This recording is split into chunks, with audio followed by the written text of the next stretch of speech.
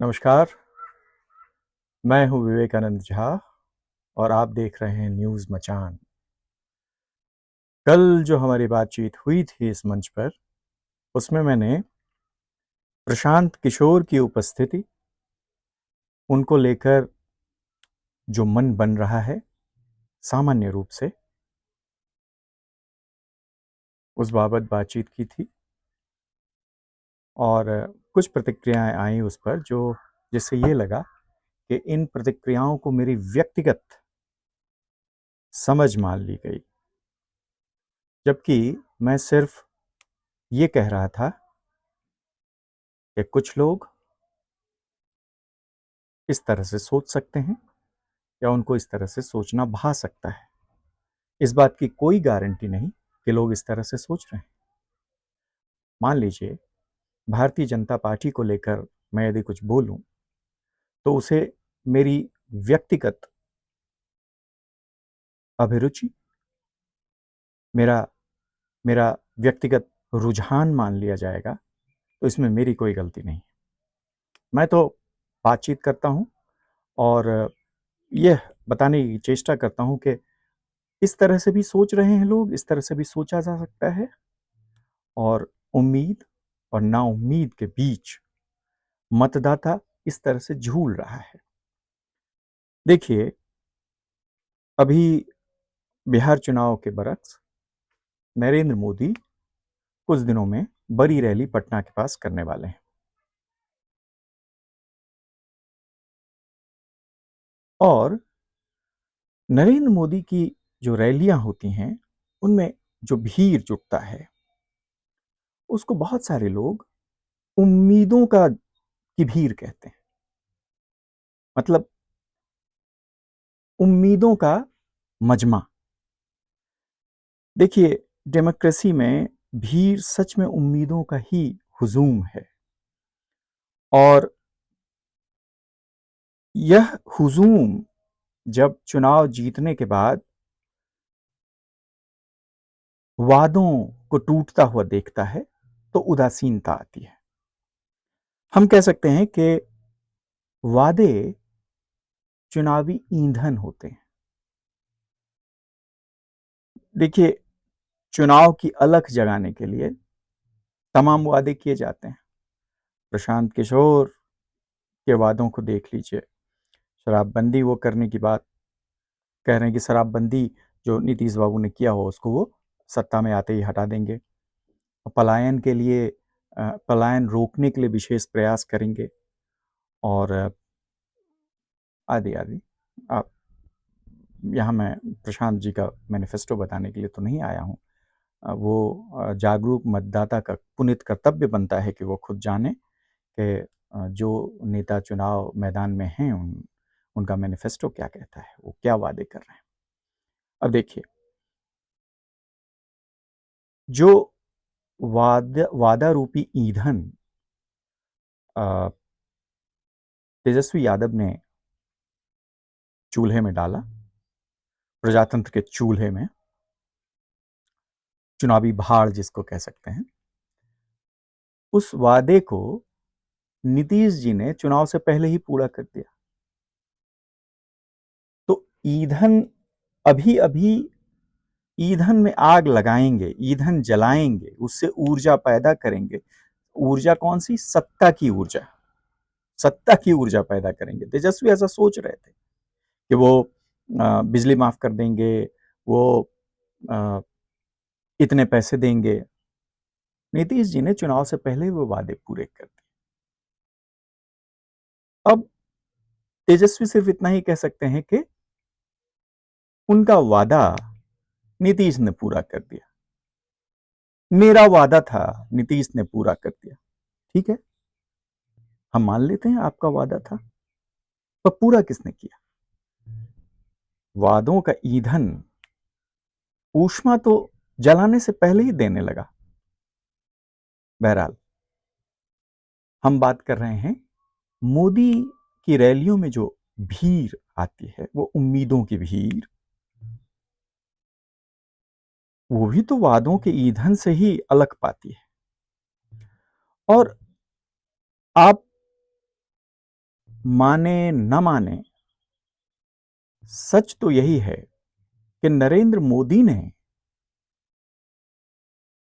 या भारतीय जनता पार्टी, नरेंद्र मोदी की भारतीय जनता पार्टी ने जितने वादों को जमीन पर हकीकत में तब्दील किया, उतना पूरे भारतीय राजनीतिक इतिहास में किसी नेता ने नहीं।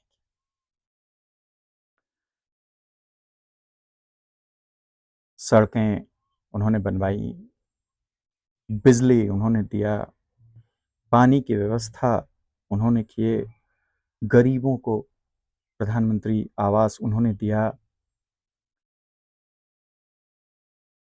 यहां तक कि स्वच्छता की अपील, नैतिक, सामाजिक, धार्मिक, हर तरह की स्वच्छता की अपील उन्होंने की, उसको अपने जीवन में उतारा और आपको भी प्रेरित किया कि आप भी ऐसा करें। मैं ऐसे कई लोगों को जानता हूं व्यक्तिगत रूप से, हिंदुओं को, जो अपने धर्म के प्रति उदासीन थे, व्रत त्योहार के प्रति उदासीन थे, और 2014 में नरेंद्र मोदी के आने के बाद से जब उन्होंने जाना कि नरेंद्र मोदी दुर्गा पूजा के दौरान 10 दिन का व्रत करते हैं, सिर्फ गर्म पानी और फलों का सेवन करते हैं, तो कई लोगों को मैंने देखा ऐसा करते हुए। तो राजा की नैतिकता, राजा की धर्मनिष्ठा कैसे प्रजा में उतरती है, वो भी मैंने देखा। और हम सब जानते हैं कि नरेंद्र मोदी ने जो चुनावी वादे किए, उसमें से वो वादे भी पूरे किए जिनको पूरा कर देने का मन जो है, जिनको पूरा हो जाएगा यह विश्वास भाजपा के जो वोटर्स थे, जो नरेंद्र मोदी के समर्थक थे, उन्होंने भी नहीं सोचा था कि उनके जीवन काल में ऐसा हो जाएगा। राम मंदिर को ले लीजिए, राम मंदिर के बारे में विपक्ष को छोड़िए, भाजपा के जो बिल्कुल, जिसको कि विपक्षी अंधभक्त कहते हैं, वैसे वैसे भक्त तो हमेशा अंधे ही होते हैं। तो वैसे जो भक्त थे नरेंद्र मोदी के, उनको भी शायद ही ऐसा लगता था कि उनके जीवन काल में ऐसा। मेरे एक गुरुवर हैं, हमारे संपादक हुआ करते थे जब मैं लाइव इंडिया न्यूज चैनल में काम करता था, तो प्रदीप सिंह जी, आपका अखबार चलाते हैं, यूट्यूब चैनल। उन्होंने भी एक बार कहा था कि राम मंदिर बन जाएगा उनके जीवन काल में, इसका भरोसा तो उनको भी नहीं था। और मैं अपनी बात व्यक्तिगत रूप से बताऊं कि जब राम मंदिर बन रहा था, जिस जिस दिन राम मंदिर का में मूर्ति प्राण प्रतिष्ठा होनी थी, उस दिन मेरा मन व्याकुल हो रहा था कि मैं अयोध्या में क्यों नहीं हूं। और मैंने देख लिया कि मैं अयोध्या जा नहीं पाऊंगा, तो मैंने एक हल निकाला। मैंने सोचा कि मैं अयोध्या का जो पल्स है, वहाँ की जो धड़कन है, उसको तो मैं नहीं महसूस कर पाऊंगा, लेकिन मैं उनके ससुराल में जनकपुर में जाके देखता हूँ कि इस अवसर पर लोग कितने उद्वेलित हैं, कितने आंदोलित हैं, कितने खुश हैं। और मैं बिल्कुल उस सुबह राजबिराज से निकला जनकपुर के लिए, और वहाँ पहुँचा और मैंने वहाँ जो प्रसन्नता देखी, जो राम का जो राम की भक्ति का जो की जो चादर लपेटी थी वहाँ के लोगों ने, वो आह्लादित कर देने वाली थी। और मेरे भीतर जो आह्लाद था, उसका स्तर ये था कि मैं उससे पहले उस रात, जिस रात पूर्व संध्या पर मैं पूरी रात सो नहीं पाया, नींद ही नहीं आई। खुशी के उद्वेग से आपकी नींद उड़ जाती है, और वो जो भाव होता है वो कैसा होता है, वो मैंने उस दिन महसूस किया। उससे पहले मैंने खुशी के उद्वेग से नींद का उड़ जाना सुना था, जाना नहीं था। बहरहाल विषयांतर हो गया, माफ़ कीजिएगा इसके लिए। लेकिन मैं ये कह रहा हूँ कि नरेंद्र मोदी वादों को पूरा करते हैं। तो उन्होंने ये बताया कि वो ईंधन को, वादों के ईंधन को पूरी तरह से सृजनात्मक उपलों में बदल देते हैं। और आप धीरे धीरे उसको सुलझाइए, उसका इस्तेमाल कीजिए। नरेंद्र मोदी ने जागरूकता, प्रजातंत्र में वोटरों में जागरूकता बढ़ाई है, इसके लिए भी उनको जाना जाएगा। लेकिन 19 के चुनाव के बाद 24 के चुनाव में वही जागरूक वोटर्स जो हैं वो 5% कम हो गए मतदान देने के लिए। तो इसे जागरूकता का ह्रास कहेंगे। और इस ह्रास का परिणाम हुआ कि नरेंद्र मोदी 245 242 सीट पर 240 प्लस सीट पे संक्षिप्त रह गए। तो ऐसा क्यों हुआ? इस पर पुनर्विचार तो जरूर भाजपा ने किया होगा, और सिर्फ भाजपा इस पर पुनर्विचार करे ये उचित नहीं है। मैं सोचता हूं कि पार्टी से ज्यादा मतदाताओं को इस पर विचार करना चाहिए कि आखिर उदासीनता क्यों आई। उदासीनता के कुछ कारण तो ये थे कि नरेंद्र मोदी इतना बड़ा ब्रांड हो गए कि अब स्थानीय स्तर पर जो नेताओं का चुनाव हो रहा था उम्मीदवार के रूप में, उसमें उनकी गुणवत्ता को कहीं ना कहीं दरकिनार कर दिया गया। बहुत बड़ी संख्या में लोगों ने नोटा दबाया जो भाजपा के समर्थक थे। उन्होंने सोशल मीडिया पे अपने विचार पहले ही लिख दिए थे कि मैं इस आदमी को तो वोट नहीं दूंगा, भले ही नरेंद्र मोदी कमजोर हो जाएं। और उन्होंने वोट नहीं दिया। बहुत लोग मतदान देने पहुंचे नहीं बूथ पर, और बहुत सारे लोगों ने नोटा का बटन दबा दिया है, शायद दबा दिया था। तो शायद क्या, दबा ही दिया था। तो इस पर विचार करना था, हमको विचार करना है, नरेंद्र मोदी और भाजपा को विचार करना है। तो क्या हम लोग इस विषय पर विचार करें कि आखिर भाजपा कहाँ भटक रही है, या भाजपा के अंतर्विरोध क्या है? भाजपा का अंतर्विरोध तो आप जानते हैं ना कि भाजपा, कल भी मैं किसी एक नेता को देख रहा था कहते हुए कि Bharatiya Janata party party with difference है। और उस पर तंज दूसरे विपक्षी प्रवक्ता ने कहा कि नहीं, आप पार्टी विद डिफरेंस नहीं, पार्टी विद डिफरेंसेस हैं।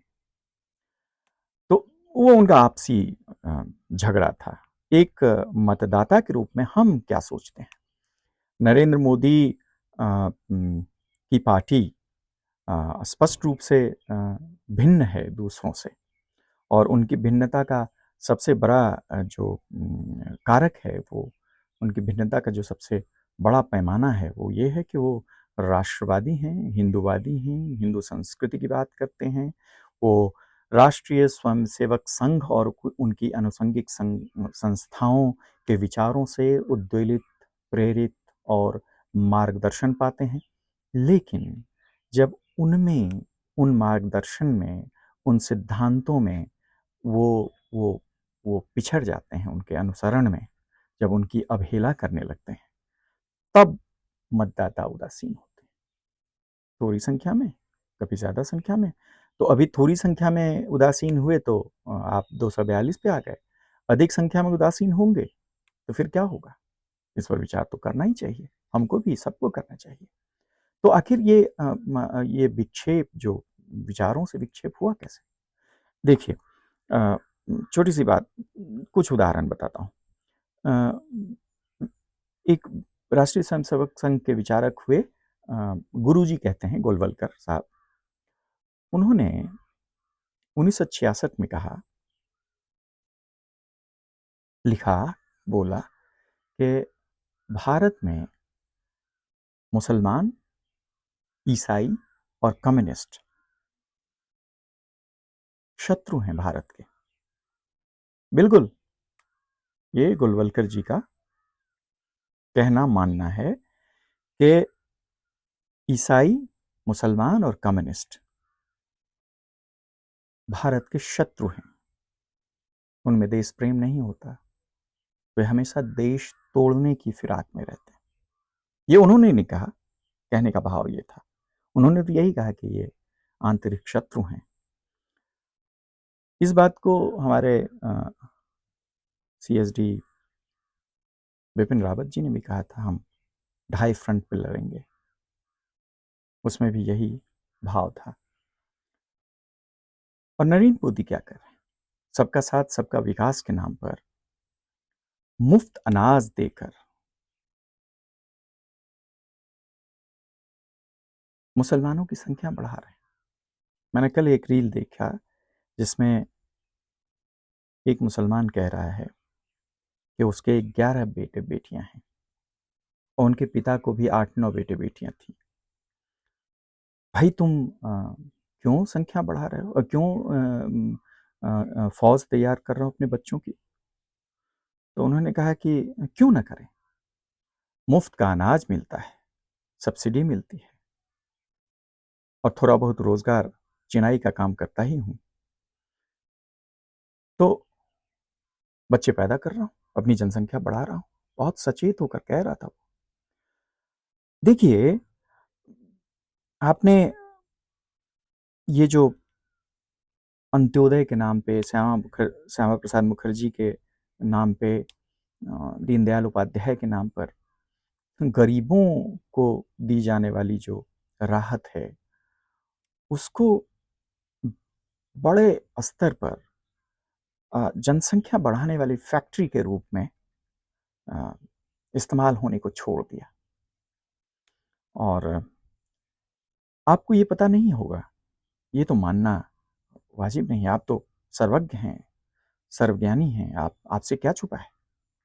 आप पर तो विपक्ष भी तंज कसता है कि सब कुछ जानते हैं, भगवान से थोड़ा ही कम जानते हैं। इस तरह का तंज आप पर किया जाता है। आप में भी जो आत्मविश्वास है उससे ऐसा ही लगता है कि आपको सब कुछ पता है। लेकिन आपको ये नहीं पता होगा, ये कैसे मान लूं, कि आप जो राहत दे रहे हैं गरीबों को गरीबी के नाम पर, उससे उनकी संख्या बढ़ रही है तेजी से। और इसको मोहन भागवत ने अच्छे से समझा शायद, इसीलिए उन्होंने हाल ही में कहा कि कम से कम 3-4 बच्चे पैदा करो। तो समझ रहे हैं? एक बात। दूसरी बात कि आपको आए हुए 11 साल हो गए। हम हिंदू राष्ट्र के रूप में अपने को स्थापित करें, इसके लिए आपका कोई प्रयास नजर नहीं आता। आप तो सबका साथ सबका विकास की बात करते हैं। आप हिंदू संस्कृति के वाहक नहीं बनते। आपके नेतृत्व में अभी तक कोई गुरुकुल खुला हो, इसका उदाहरण आपने प्रस्तुत नहीं किया। आज भी अल्पसंख्यकों के स्कूल पर यह भार नहीं है कि वो कम आय वर्ग के लोगों के बच्चों को मुफ्त में शिक्षा दें। लेकिन यदि कोई हिंदू स्कूल चलाए तो उस पर आप ये भार थोप देंगे। इस नियम में कोई बदलाव नहीं। आर्टिकल 30 जो छूट अल्पसंख्यकों को देता है, वो छूट बेमानी है, अन्यायपूर्ण है। पूरी दुनिया में जो बहुसंख्यक हैं, ईसाई और मुसलमान, वो हमारे यहाँ अल्पसंख्यक हैं। और पूरी दुनिया में जो अल्पसंख्यक संख्यक हैं हिंदू, वो भारत में बहुसंख्यक हैं। यदि हम एक ग्लोबल विलेज में रह रहे हैं, हम वसुदैव कुटुंबकम की बात करते हैं, तो पूरी दुनिया के परिप्रेक्ष्य में आप हमें क्यों नहीं अल्पसंख्यक कहते हैं? सच तो यह है कि हिंदू अल्पसंख्यक है। पूरी दुनिया में अल्पसंख्यक तो हम हैं। मुझे लगता है कि हिंदू पूरी दुनिया में 1.4, 1.5% से ज्यादा नहीं, 2% से ज्यादा नहीं। और पूरी दुनिया की जनसंख्या में 24% 30% जो हैं मुसलमान और ईसाई, ये कमोबेश यही आंकड़ा है, वो हमारे यहाँ अल्पसंख्यक है। उनको धर्मांतरण के लिए, ईसाइयों को, मुसलमानों को धर्मांतरण के लिए पूरी दुनिया से पैसा आता है। क्यों? धर्मांतरण का कौन सा कानून आप लेकर आए? हमारी एक बड़ी चिंता है धर्मांतरण। जिहाद चल रहा है धर्मांतरण के नाम पे। गरीब लोगों को, अशिक्षित लोगों को अंधविश्वास के नाम पर धर्मांतरण के लिए मजबूर किया जा रहा है। आपकी नजर में है, पर कोई ठोस काम आप नहीं करते। धर्मांतरण को लेकर कोई बेहतर कानून आप लेकर नहीं आते। आप हमारी धार्मिक किताबों, हमारी धार्मिक ज्ञान को लेकर कुछ ठोस नहीं करते नजर आते। ये परेशानी और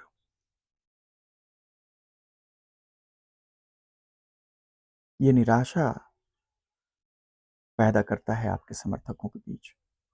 मैं पहले भी कह चुका हूं कि आप हिंदुओं की हत्याओं पर मुसलमानों की तरह ही चुप्पी साध लेते हैं।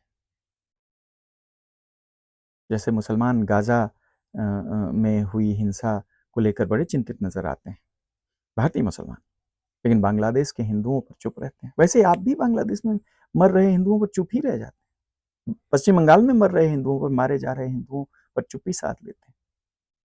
आप बड़े प्रजातांत्रिक बन जाते हैं।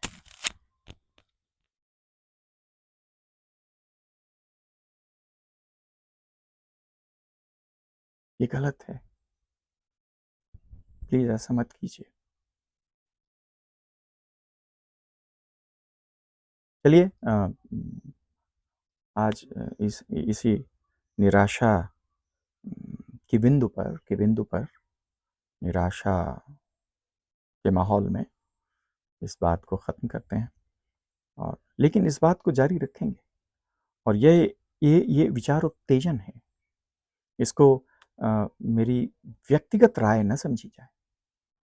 आपको इसमें कहाँ सहमति लगती है, कहाँ इसके विरोध में आप खड़े होते हैं, ये बताइए, और फिर हम इस चर्चा को आगे बढ़ाएंगे। ऐसा थोड़ी ही है कि ये तो अंतहीन सिलसिला है विचारों का, और प्रजातंत्र में अ, हमारी जागरूकता वार्ता के अंतहीन सिलसिले से ही पैदा होगी। तो आपको इस जागरूकता के लिए प्रेरित करने की राह पर छोड़कर आपसे विदा लेता हूँ। नमस्कार।